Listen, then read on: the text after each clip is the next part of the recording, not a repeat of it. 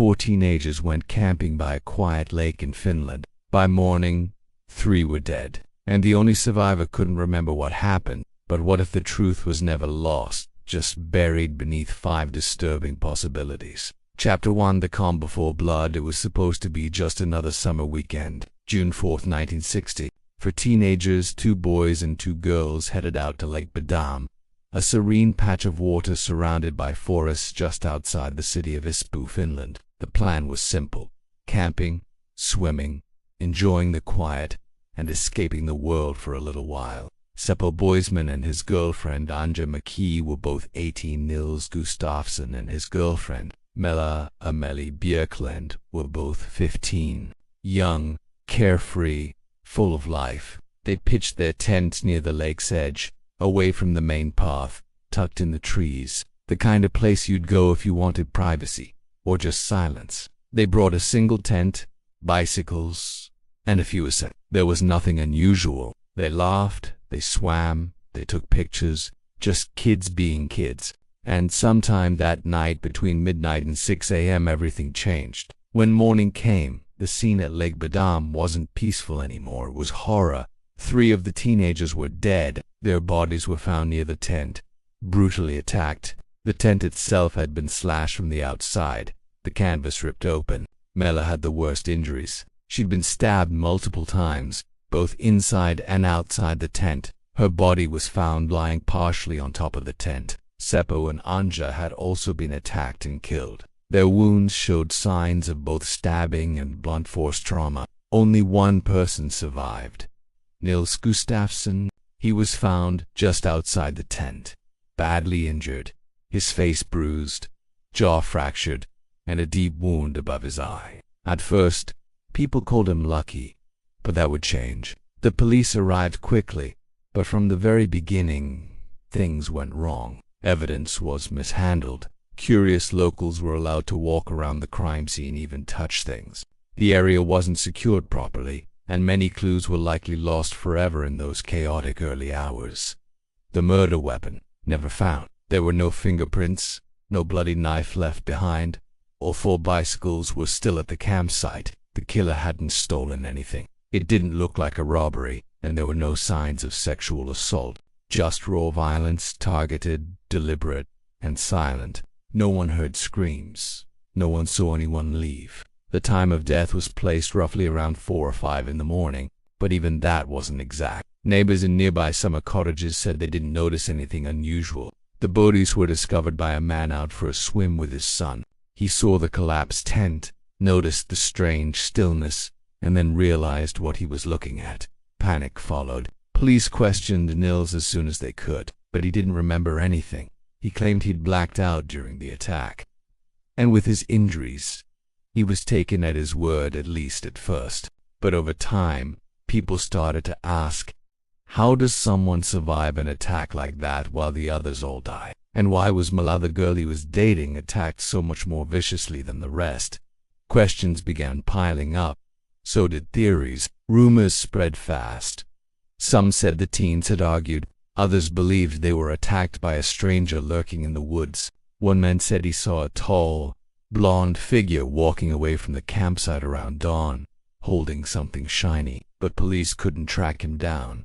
They couldn't even be sure he existed. And as days turned into weeks, the case grew cold. Finland isn't a country known for violent crime. This wasn't normal. It felt like something out of a nightmare, a horror film, but it was real.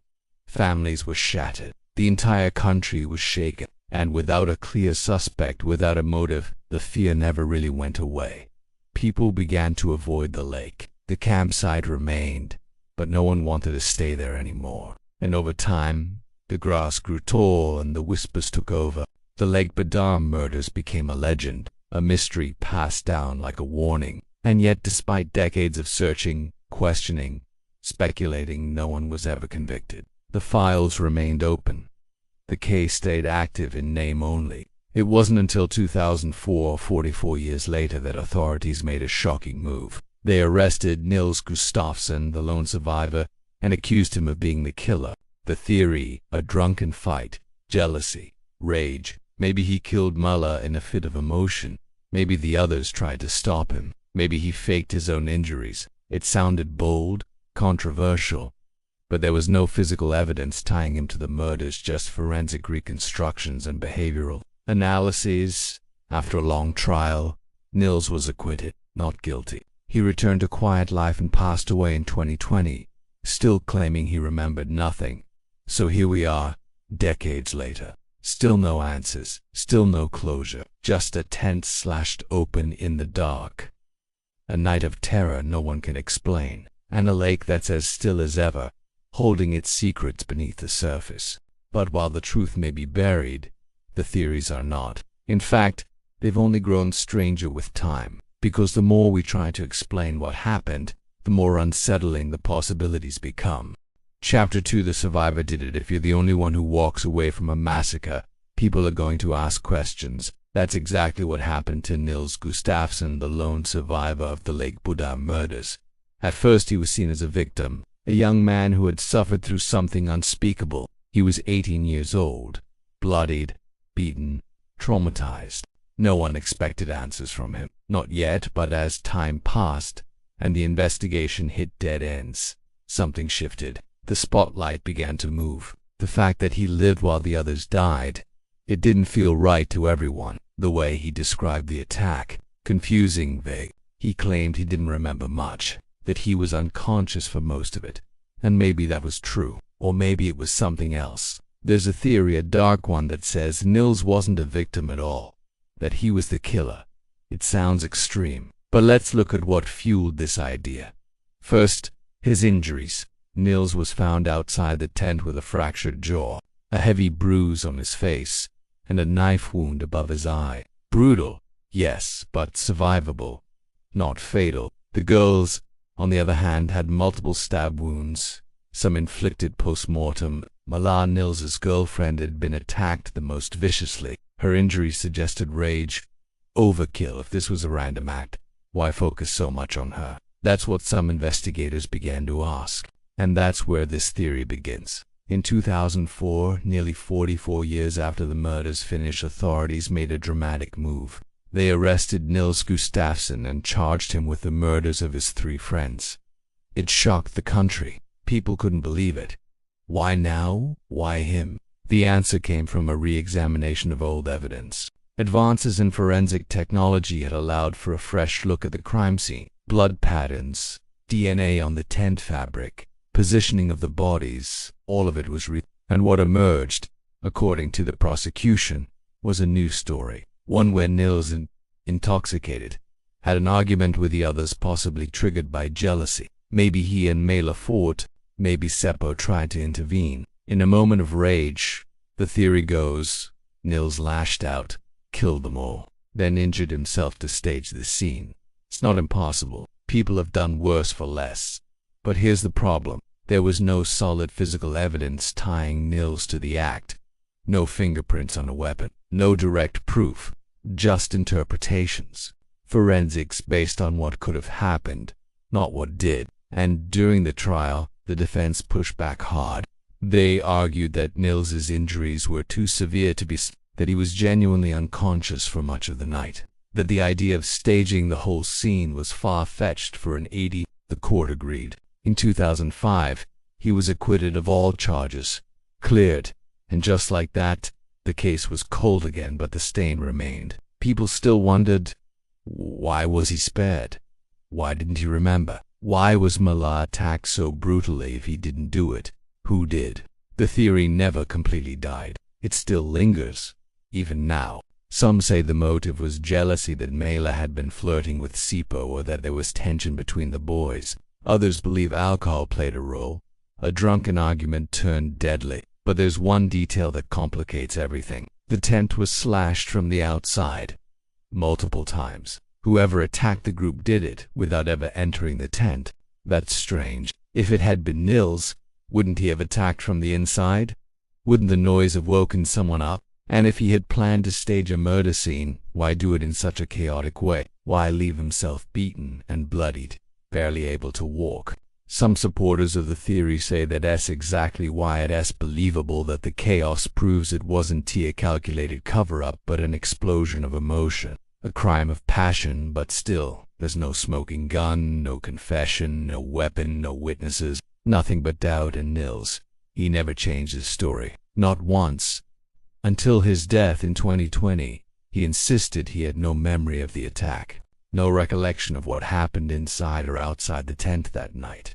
Maybe he was telling the truth. Maybe his mind had blocked it out, or maybe it was guilt. That's what keeps this theory alive. The possibility that the killer was right there the whole time, injured, silent, and walking free. And yet, even with all the suspicion, even after a full criminal trial, the law said no, not enough, not guilty. The justice system had its answer. The public, not so much. The image of Nils sitting quietly in the courtroom, older now, weathered by time, was burned into the minds of a generation. Was he just a man haunted by the worst night of his life? Or was he something else entirely?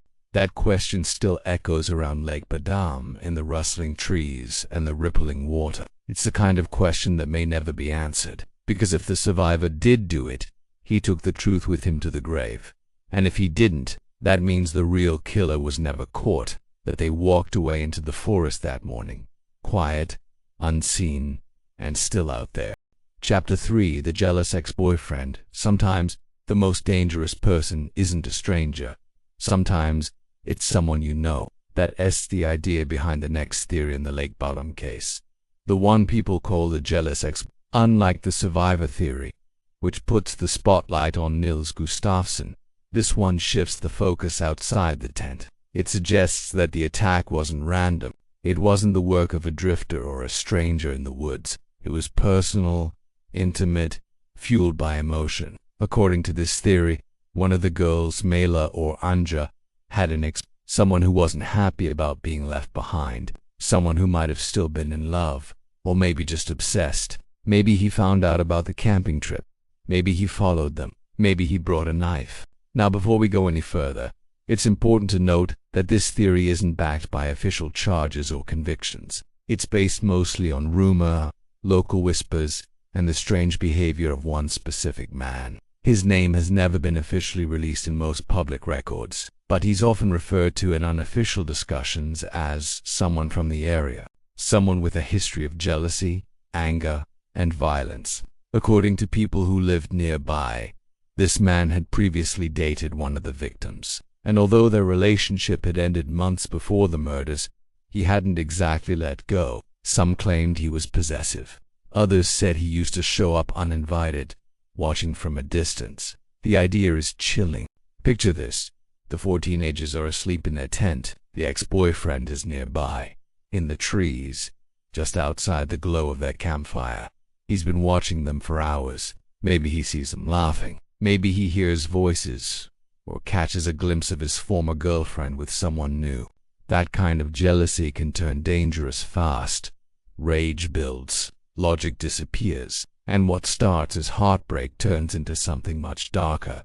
Around 4 a.m. he makes his move. He doesn't say a word. He slashes through the tent from the outside, taking them by surprise. The attack is brutal, fast, and chaotic. No one has time to fight back. No one even gets out of the tent before it's too late.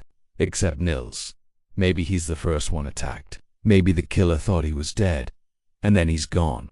Just like that. No one sees him, no one hears him leave. He disappears into the woods, into the dark. That's the theory. Simple, emotional, and terrifying. But is it possible? Could someone get that close, commit a triple murder, and vanish without a trace? Maybe the lake area was isolated. The tent was far enough from the road that a person could come and go unnoticed. And back in 1960, there were no cameras, no DNA testing, no forensics like we have today. If someone walked away that morning, they could have been lost forever. What makes this theory even more interesting is that there were reported sightings of a man walking near the campsite early that morning. A few people, locals out fishing or hiking, told police they saw a man walking alone near the road. He was tall, slim, blonde, and carrying something metallic in his hand. Some said it looked like a weapon. Others said it could have just been a tool or flashlight. The timeline matched, the location matched, but no one stopped him. No one got his name. And the police, They never officially connected him to the crime. They took statements, they drew up a sketch, but the man was never found. Some people believe that it was the jealous ex. Others think it was a red herring, just a coincidence. Someone walking through the woods at the wrong time. There's also the issue of motive. Did this mystery man really have a reason to kill? That's where the theory runs into trouble. There's no confirmed record of threats, no restraining orders, no dramatic arguments between the alleged ex and any of the victims. If he existed, he kept a low profile, and without a name there is no way to confirm whether he had the means or the mental state to commit murder. But people love this theory because it feels real. It taps into something very human. We all understand jealousy. We all know how dangerous it can become when it festers, when it turns toxic. And in this case, the lack of forced entry, the absence of robbery, the brutal overkill, especially toward one victim, all hinted something personal. This wasn't a clean, calculated crime. It was messy, emotional, almost desperate. That's what makes the jealous ex-boyfriend theory so compelling. It doesn't rely on elaborate conspiracies or supernatural ideas. It just asks a simple question. What if someone got their heart broken and snapped? But again, we're left with the same problem. No proof, no fingerprints, no confession, just suspicion and an old police sketch of a man who could have been anyone. Over time, this theory faded into the background, overshadowed by more dramatic ideas. But for many people, especially those who lived through that time, it remains the most believable. The idea that the killer wasn't a monster or a mystery. He was someone ordinary, someone familiar, someone who just couldn't let go. And if that's true, it means the Lake Bodom murders weren't the work of some faceless evil hiding in the woods. They were caused by love twisted into hate, a story as old as time, and a reminder that sometimes the scariest thing is someone who once cared. Chapter 4, The Blonde Stranger. There's something about strangers that unsettles us. We don't know who they are, what they want, or what they're capable of. And when tragedy strikes, the unknown becomes the perfect place to hide a monster. That is the entire backbone of this theory, the idea that the Lake Bodom murders were committed by someone completely outside the group, someone no one recognized, someone who left behind no name, no trace, just a vague memory burned into a few eyewitness accounts. People call him the Blonde Stranger. According to multiple reports collected after the murders, a man had been seen near the campsite during the early hours of the morning. He was tall, lean, and had blonde hair. Witnesses described him as quiet, walking alone, and carrying something in his hand, possibly a few said it could have been a knife, others weren't so sure. But what stuck with people was his presence. He wasn't part of the group. He didn't speak to anyone, he didn't look lost, he was just there, watching, passing through, or waiting. One fisherman said he saw the man walking near the woods close to dawn. Another claimed he saw someone matching that description sitting alone on a rock by the shoreline the day before. At first, police didn't put much weight into these accounts. There wasn't a name, no one spoke to him directly. And in 1960, that area of Finland wasn't densely populated, but it wasn't deserted either. People walked through the forest all the time. Tourists, locals, campers, hikers.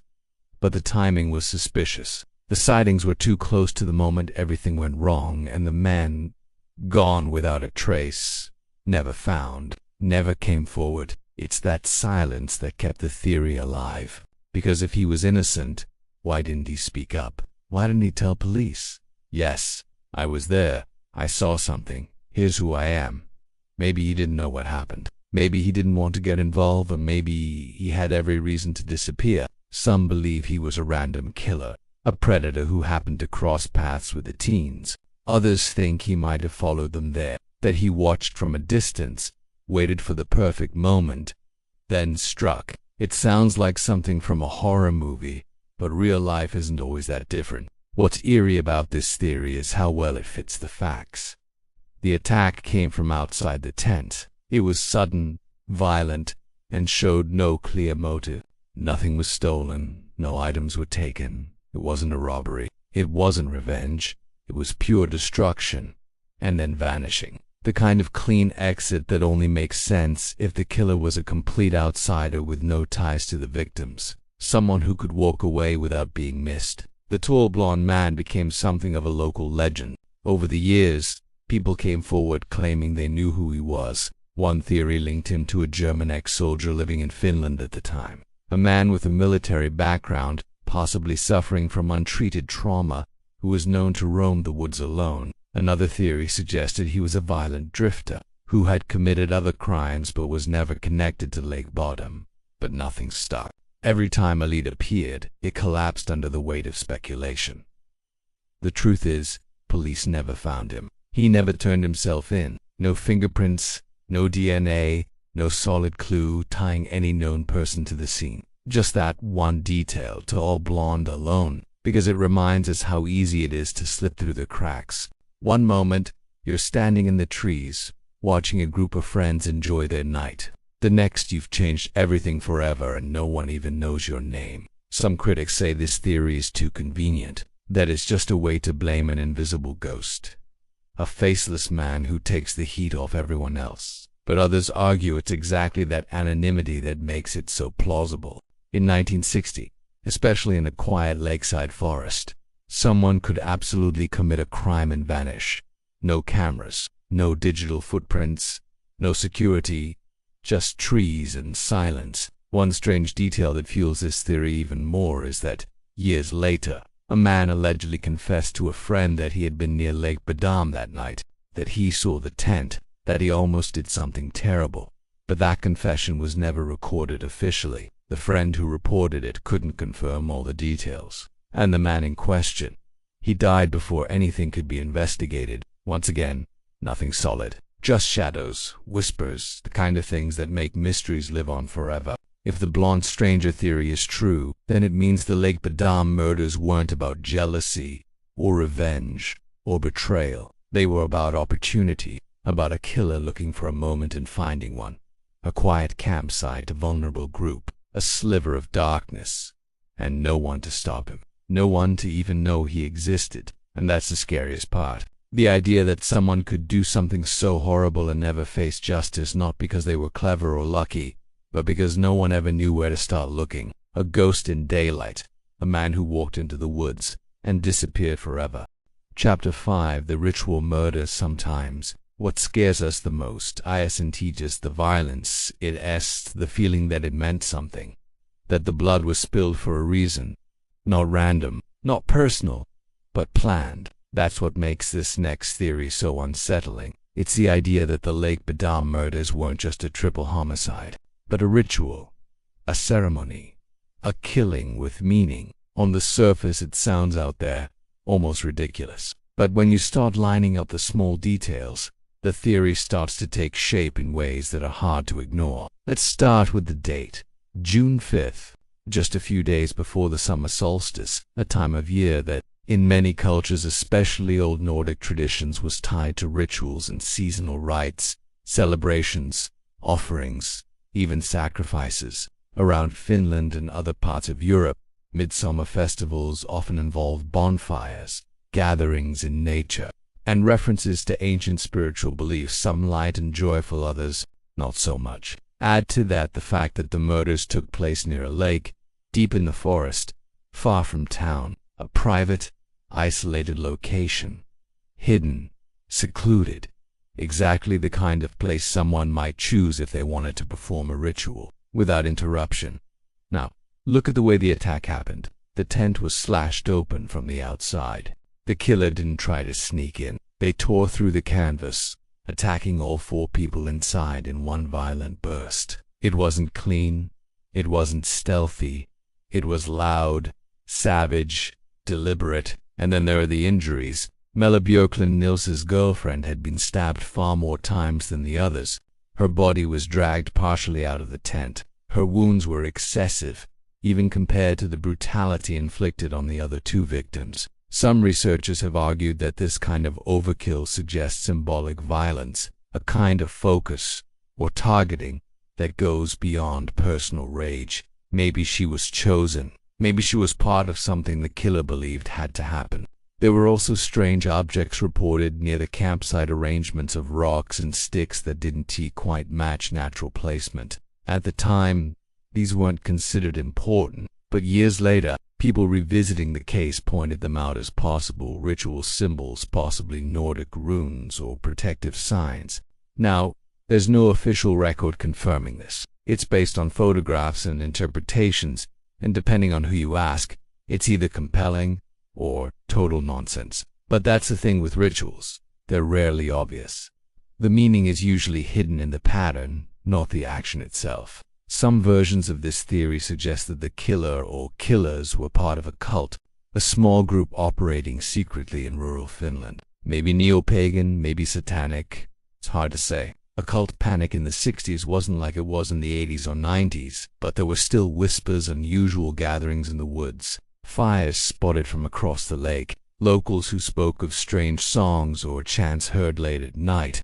Nothing ever proven, nothing ever followed up. But people remember, and when the Lake Bodom murders happened, some wondered if that darkness had come too close. One of the more chilling aspects of this theory is the possibility that the murders were rehearsed, that the person or people involved had done this before, or at least planned it for a long time. No valuables were taken, no money, no supplies. This wasn't a robbery gone wrong, this wasn't an act of impulse. This was something else, something meant to send a message, or fulfill a belief. And then there's the exit, silent, clean. No one saw anyone leave, no prints, no weapons left behind. It's like the killer vanished into the trees, like they were never there to begin with. That level of control, especially in a crime so messy, is either terrifying luck or terrifying intent. Critics of this theory say it's a stretch. They argue that there's no hard proof, no candles, no symbols drawn in blood, no writing on the tent, nothing clearly ritualistic in the classic horror movie sense. But real rituals, especially ones tied to ancient or obscure practices, often don't look the way we expect. They're subtle, hidden in patterns, timing, method, location, intent. And when you look at this case through that lens, you start to see things differently. Why was the tent positioned the way it was? Why did the killer choose that night? Why was Malaya attacked so specifically? Why didn't the killer harm the only survivor more severely if their goal was total destruction? Or was he meant to live, to carry the story forward? That's the part that really unnerves people. The possibility that none of this was random, that someone chose those 4 kids, that night, that place, for a reason only they understood. And if that's true, then the Lake Bodom murders aren't just a crime. They're a mystery buried inside a ritual, sealed by silence, and wrapped in fear. This theory never became the official explanation, but it never went away either. Over time, it settled into the story like fog on the lake, always there, just hard to see clearly. A theory that makes you ask questions long after the video ends. Because if the killer believed they were doing something sacred, something necessary, then it changes everything. It means the motive wasn't money, or revenge, or rage. It was belief. And belief twisted just enough can be the most dangerous thing of all. Chapter 6. The lake itself did it sometimes.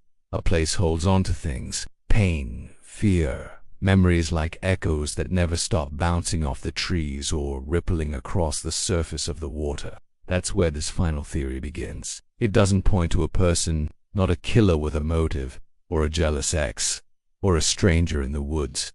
This theory suggests that Lake Bodom itself did it, that the place is cursed, haunted, or touched by something ancient and dark that doesn't follow our rules. It sounds strange, maybe even ridiculous at first, but if you've ever stood near a place that feels wrong, like the air is too still, or your skin prickles for no reason, you know what this theory is reaching for. It's not about logic. It's about the feeling that something doesn't want you there. And according to locals, Lake Bodom has felt that way for a very long time. The name alone carries a certain weight. In Finnish it's Bodomenjavi, but some have linked the word Bodom to older, almost forgotten roots in regional mythology. Legends passed down in whispers speak of spirits tied to bodies of water, entities that feed on suffering, or trap souls in the place where they died. For centuries, There have been strange drownings in the lake, sudden accidents involving experienced swimmers, calm weather, no current, yet people vanish beneath the surface and are never seen again. In some cases, their bodies turn up days later in parts of the lake that don't make sense, as if they were moved. Some families say they've heard voices on the shoreline, whispers at night, footsteps around their tents when no one's there. Others describe seeing movement under the water. Not fish, not waves, something else, something large, something watching. Of course, most people shrug these stories off. Old folk tales, superstitions, nothing more. But the 1960 murders brought all those old fears roaring back to life. Because the moment news broke, people didn't just ask who, they asked why here. Why Lake Bodom? Why that spot? That night? Those kids? And more than a few answered with silence, or an uncomfortable glance at the water. They didn't want to say it, but they felt it, that something in the lake had woken up. Some believe the killings weren't done by a person at all, but by the place. That the lake feeds off fear, that it draws people in and then takes something from them. There is even a local belief that when the fog hangs low over the water, so low you can see where the lake ends and the sky begins, it means the lake is full. And when it's perfectly clear, when the air is still and the water shines like glass, it's empty, hungry, waiting.